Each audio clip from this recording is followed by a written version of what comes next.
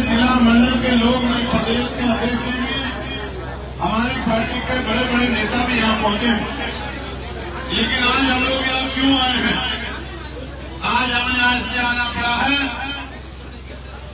काशीराम साहब बहुत पहले बात कहा करते थे कि जिस समाज का राजकाज नहीं होता उनकी बहन बेटियों पे जुर्म जाति अन्याय अत्याचार होता है और उनके साथ मान सम्मान, उनके मान सम्मान से भी खिलवाड़ होता है, उनके साथ मारपीट भी होती है और उनके हक अधिकारों को लूटा भी जाता है। अलीगढ़ में, आगरा में, हाथरस में, कासगंज में, मथुरा में पिछले 4-5 महीने से अपराधों की बाढ़ आ गई है। चारों तरफ दलितों पे, पिछड़ों पे, मुसलमानों पे, जैनों पे, सिखों पे, बौद्धिस्टों पे हमले किए जा रहे हैं। उनके यहाँ जो समाज में ताकतवर लोग हैं उनको डराने का काम किया जा रहा है, उनको दबाने का काम किया जा रहा है। इसके पीछे सोचिए अपनी साजिश। उनको ऐसा लगता है कि अगर हमने इनके मजबूत लोगों को कमजोर कर दिया, इनके मजबूत लोगों को डरा दिया, दबा दिया, तो फिर इनका कमजोर समाज हमारा मुकाबला नहीं कर सकता। ये एक ऐसी गति है जो मेरे आपके सामने चैलेंज है। इस चैलेंज को हमें स्वीकार करना पड़ेगा और अपराधियों को, सामंतियों को मुंह तोड़ जवाब देने का समय आ जा गया है। यही बताने के लिए मैं अलीगढ़ खाना खाने नहीं आया, मैं अलीगढ़ मिठाई खाने नहीं आया, मैं अलीगढ़ में पंखे ऐसी के हवा लेने नहीं आया, मैं अलीगढ़ के शौर्य को, उनके शौर्य को, उनके सम्मान सम्मान को जगाने के लिए आया हूं कि आप किसी कमजोर नहीं हो। कारण यह है कि पिछले 12-13 साल में हम लोग जो सत्ता से दूर रहे हैं, सत्ता से दूर रहने के कारण 2027 में तो 15 साल हो जाएंगे। महाकाव्य में रामचंद्र जी का वनवास भी 14 साल का था। 14 साल के बाद वो भी लौट कर राजकाज करने लगे थे। आपको मेरे साथियों डॉक्टर बाबा साहब अम्बेडकर की अगुवाई हो, इन्होंने ये कहा है कि राजनीति में हिस्सेदारी नहीं करोगे, इसका सबसे बड़ा दंड ये होगा कि आपके लोग आपके ऊपर शासन करेंगे। उन्होंने ये भी कहा है कि political power is the master की, इट इज द मास्टर की by which can you open and each every door of your success। यानी कि राजनीतिक सत्ता वो चाबी है जिसके द्वारा आप अपनी जो समस्याएं, उनके जो समस्याओं पे ताले रूपी जो दरवाजे बंद कर दिए गए हैं, उन सारे तालों को आप खोल सकते हो। आज आप यहाँ इतनी बड़ी संख्या में जुटे हो, अन्याय होने पे अन्याय को सबक सिखाने के लिए जुटे हो, लेकिन यह अन्याय हम पे क्यों हो रहा? क्योंकि पुलिस और एडमिनिस्ट्रेशन सरकार के अधीन होते हैं। जिनकी सरकार होती है, अच्छे अधिकारियों को मजबूरी में उनके हिसाब से काम करना पड़ता है। कभी कभी निर्दोष लोगों पे झूठे मुकदमे लगाने पड़ते हैं, निर्दोष लोगों को जेल भेजना पड़ता है, अपराधियों को बचाना पड़ता है। एडमिनिस्ट्रेशन कभी कभी अपराधियों के समर्थन में खड़ा हो जाता है। ये तो पूरा क्षेत्र गवाह है, चाहे हाथरस का मामला हो, मथुरा का मामला हो, आगरा का मामला हो, अलीगढ़ का मामला हो, चारों तरफ बहन बेटियां भी सुरक्षित नहीं है, नौजवान भी सुरक्षित नहीं है, समाज के सामान्य लोग भी सुरक्षित नहीं है, हमारी जमीन भी सुरक्षित नहीं है। आज अपनी जमीन, अपने बच्चों के सम्मान की रक्षा आपको हमें करनी पड़ेगी। इसलिए आज हम लोग इकट्ठा हुए। जब हम लोग आपस में लड़ते रहेंगे, आपस में एक दूसरे की टांग खींचते रहेंगे, इसको शासन प्रशासन भी देखता है, उनको ये एहसास होता है कि ये तो खुद में एकजुट नहीं है, ये अपने लड़ाई को लड़ने का काम कैसे करेंगे।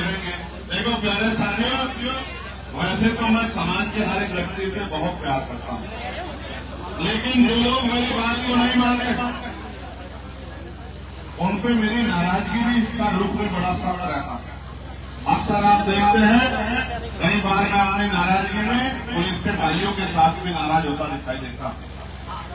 जब आपको कुर्सियां बिछी हुई तो आपको पीछे जाना चाहिए। आप जबरदस्ती में बिछी हुई कुर्सियों पे लोग घंटों से बैठे हैं, आप जबरन आके आपने हिस्सा घेर दिया, क्योंकि वो बेचारा शांति से बैठे, आपको कुछ कह नहीं रहे। अब आप यहाँ खड़े होके कोई इधर को ठुमका लगा रहा है, कोई उधर को ठुमका लगा रहा है, फिर कामों में दम की चिंता भी, इतनी चिंता थी तो पहले आके बैठना चाहिए। तब तो आप आके बैठे नहीं, तब तो आप इधर उधर घूम रहे थे, कभी इस मंदिर की तरफ जा रहे थे, कभी इस बिल्डिंग की तरफ जा रहे। अब आपको परेशानी हुई तो कष्ट सहना सीखो, दर्द सहना सीखो। गुलामी के बेड़िया काटना कोई आसान काम है क्या? जब ये देश आजाद हुआ, इस देश को आजाद कराने वाले क्रांतिकारियों ने अपने खून से आजादी को, क्रांति की लड़ाई को लड़ा, अपने खून से उस मिट्टी को दान करके तब जाके आजाद दिलाने काम किया। आपको क्या लग रहा है? आजादी को सजा आजादी को थाली में सजा के लगा गया? क्यों भाई? दलित समाज के लोग आप राजपाल ले लो, पिछड़े वर्ग के लोग आप राजपाल ले लो, बहनों आप राजपाल ले लो, मजदूरों आप राजपाल ले लो, मुस्लिम समाज के लोग आप राजपाल, ऐसे में थोड़ा जाता है। लड़ाई लड़नी पड़ती, संघर्ष करना पड़ता है, पसीना बहाना पड़ता है, जुल्म सहने पड़ते हैं, आरोप करने पड़ते हैं, अन्याय करना पड़ता है और अन्याय के खिलाफ लड़ाई लड़नी पड़ती है। तब जाकर ये राजकाज आपका हिस्सा में आता। जो लोग आज राजकाज कर रहे हैं उनको मांगने मिला है, उन्होंने संघर्ष किया है, तब जाके उनको राजकाज मिला है। आप भी अगर चाहते हो कि आपको राजकाज मिले, मैं बात कह रहा था कि पिछले 13-14 साल से राजकाज हमसे दूर, राजकाज होने के कारण आज बहन बेटियों पर जुल्म भी होता, कोई पीट देता है, बाद में आरोप लगा देता है कि ये तो किसी बच्ची को अब सब कह रहा था और सड़क पर सार्वजनिक रूप से पीट के खाल उतार लेता है, क्योंकि वो देख लेता है कि नीला पटका पहने हुए है तो बाबा साहब अम्बेडकर का अनुयायी है, ये सरकार बाबा साहब के खिलाफ है।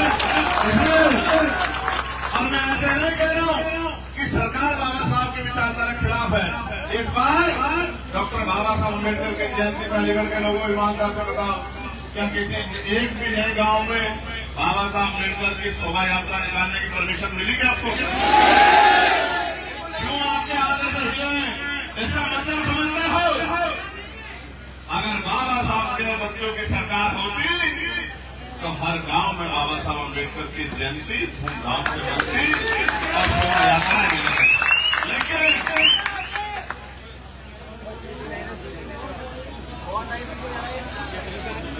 जिस समाज को जूते खाने की आदत पड़ जाती है उसको सम्मान का जीवन हजम नहीं होता।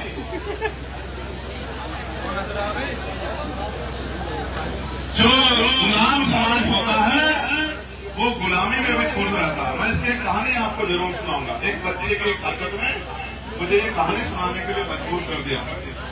माने मंत्री जी, एक बार माननीय काशीराम साहब ऐसे ही एक रास्ते से गुजर रहे थे। जब गुजर रहे थे तो उनके साथी भी उनके साथ साथ चल रहे थे। उन्होंने कुछ आवाजों को सुनकर गड्ढे की तरफ झांक के देखा, जो दाई तरफ बाई तरफ में गड्ढा था। उस गड्ढे में 4-5 छोटे छोटे कुत्ते के पिल्ले लेटे हुए थे। उन्होंने गौर से देखा, देख के उनमें से एक बच्चे को उठाया, बाहर निकाला और फिर आगे बढ़ गए। बाकी लोगों ने देखा बच्चे तो कई सारे हैं, साहब ने एक को निकाला और वो भी आगे बढ़ गए। शाम के समय सब लोग ऐसे इकट्ठा हुए तो सवाल पैदा हुआ कि साहब एक बात पूछनी थी। तो साहब ने कहा बताओ। कि साहब आज हमने ऐसा देखा कि आपने रास्ते में उस गड्ढे में से एक कुत्ते के बच्चे को निकाला। कुत्ते के बच्चे तो 4-5 थे, बाकी को आपने छोड़ दिया, ऐसा आपने क्यों किया? तो साहब ने कहा कि मैंने उस गड्ढे की तरफ झांक कर देखा तो एक ही था जो उससे निकलने का प्रयास कर रहा था, बाकी 3-4 तो उसी गड्ढे में खुश थे। अगर मैं उनको निकाल भी देता तो वो खुद उसमें कूद जाते। ये एक था जिसको उसमें घुटन महसूस हो रही थी, ये इससे निकलने का प्रयास कर रहा था। मैंने ये देखा, गौर किया कि यही निकलना चाहता है, इसलिए मैंने उसका हाथ पकड़ के निकाल दिया। आगे कल कोई उनमें से निकलना चाहेगा तो कोई और काशीराम आके उनको गड्ढे से निकाल आज कोई जाति सह के आप सीटी बजाते हो, नारा लगाते हो मोबाइल में वीडियो बनाते हो तो मैं क्यों ना मानूं कि भाई आप गुलामी बने रहना चाहते हो। जब आपको गुलामी में मजा आ रहा है, राजकाज आपके पास है नहीं, नीले पट्टे आपने डांट लिए हैं, मोटरसाइकिल पर आप 2-2 दिन घूम रहे हो, गले में आपने जय भीम की तस्वीर डाल ली है, बाबा साहब की फोटो हाथ में ले ली है, आपको लगता है यही सब कुछ है, तो आपको किसी और चीज की जरूरत क्या है। जिसमें आंखें नहीं होती वो आंख ढूंढता है, जो भूखा होता है वो भोजन ढूंढता है, जो प्यासा होता है वो पानी ढूंढता है, जो भूख नंगा होता है वो स्वाभिमान से जीने के लिए कपड़े ढूंढता है, जो बिना कुर्सी के होता है वो कुर्सी ढूंढता है। और ये मेरा गुलाम समाज कुछ भी नहीं ढूंढता, रोता है जब जुल्म होता है, रोता है, हाथ जोड़ता है, चंद्रशेखर भैया आ जाओ, हमें बचा लो, हमें न्याय दिला दो, हमारी रिपोर्ट लिखवा दो, रिपोर्ट लिख गई है गिरफ्तारी करवा दो, हमारे खिलाफ झूठा मुकदमा हो गया है, इस मुकदमे खारिज करा दो। और जब चंद्रशेखर आगे कहता है कि इस लापरवाही को छोड़ो, घर से निकलो, गांव गांव जाके काम करो, भाईचारा बनाओ, बूथ कमेटियां बनाओ, सेक्टर कमेटियां बनाओ, ताकत बनाओ, तो खैर ने मुझे 8,000 वोट देके मुस्कुरा के दिखाते हैं कि हमने आपको 8,000 वोट दे दिए।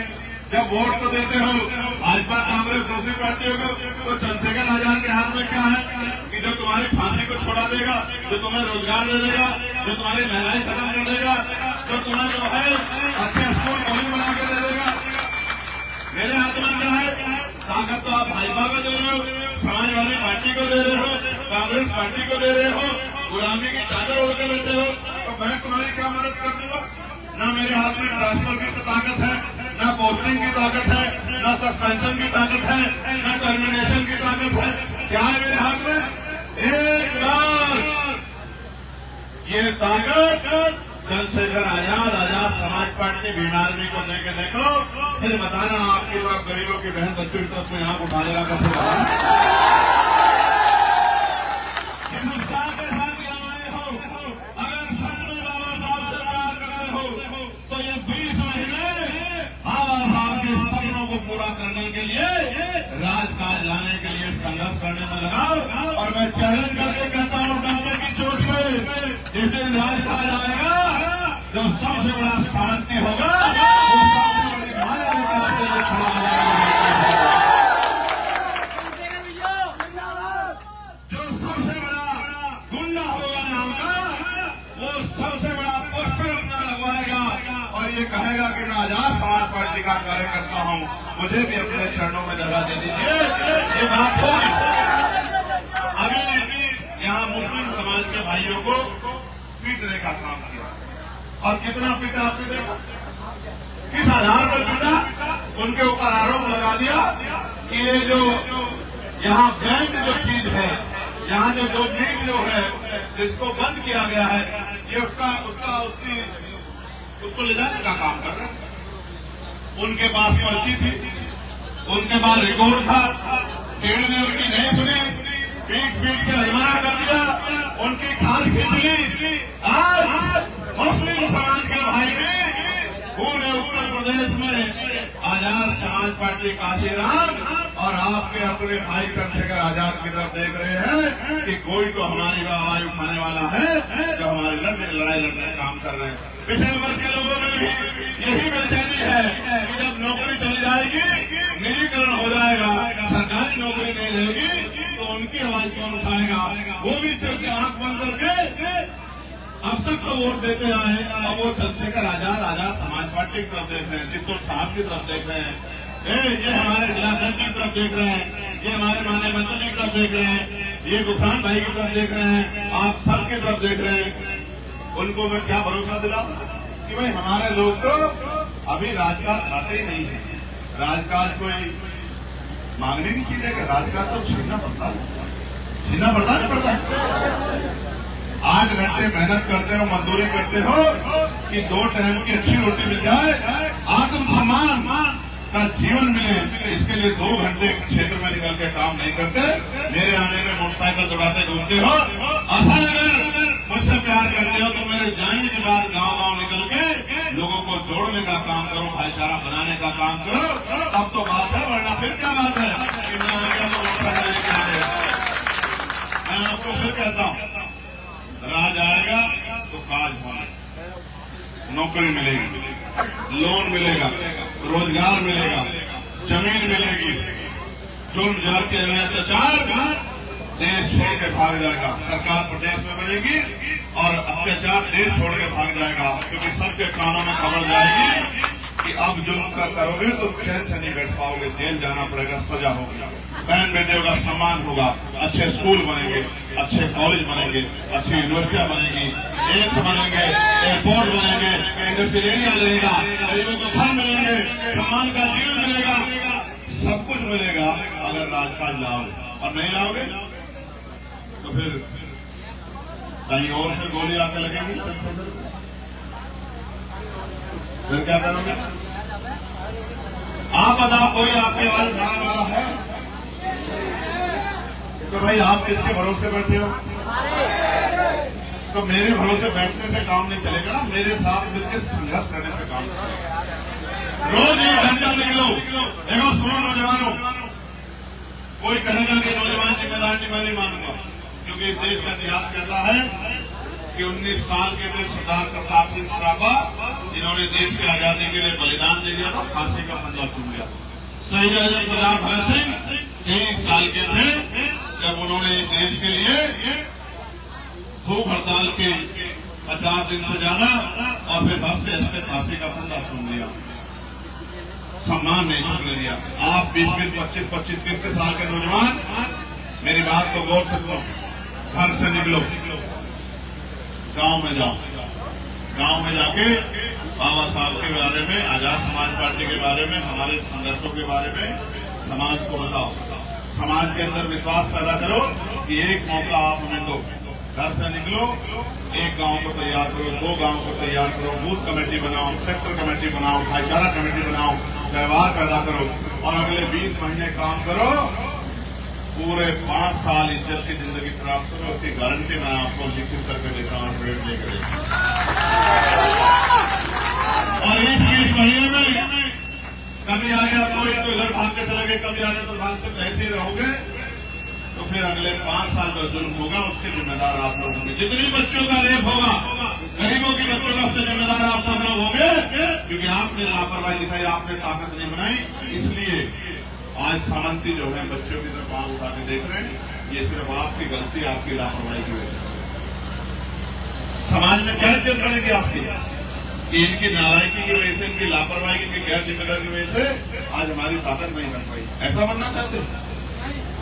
ऐसा बनना चाहते?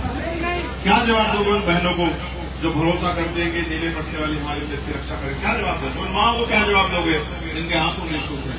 मैं माननीय मंत्री जी को ये कहना चाहता हूँ, माननीय मंत्री जी, ये हमला सिर्फ आप पे नहीं है, ये हमला हमारे पूरे समाज पे, हमारे मूवमेंट पे है। इस हमले को हम लोग बर्दाश्त नहीं करेंगे। ये बात मैं आपको बताने के लिए आज अलीगढ़ आया हूँ। आप चिंता मत करना, हम सब लोग आपके साथ ढाल बनकर खड़े हैं। आप अपने आप को अकेला महसूस करें। और ये बात माननीय मंत्री जी के लिए नहीं कह रहा हूँ, मैं जिलाध्यक्ष जी को भी कह रहा हूँ, मैं यहाँ बैठे हर एक बहादुर अपने भाई को कह रहा हूँ, खड़े हो जाओ पैरों पर। यहाँ नहीं, कभी यहाँ खड़े हो जाओ।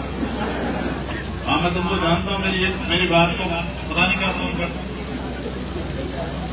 क्रांति खून मांगती है, खून देने का जज्बा है या ये तुम बताओ? तो मेहनत करो, मेहनत। घर से निकलो, लोगों को जोड़ने का काम करो, माँ बहनों को समझाने का काम करो, अपना निशान बताने का काम करो, बूथ कमेटियां बनाओ, सेक्टर कमेटियां बनाओ और चेहरा रंग से नहीं चमकेगा, कपड़ों से नहीं चमकेगा, काम से चमकेगा। हम समझते हो? देखो माननीय मुख्यमंत्री जी तो संत है, संत आश्रम में रहते थे। कहाँ रहते थे? आश्रम में। वहां एक पीठ है बहुत बड़ा, भगवा वस्त्र पहनते हैं।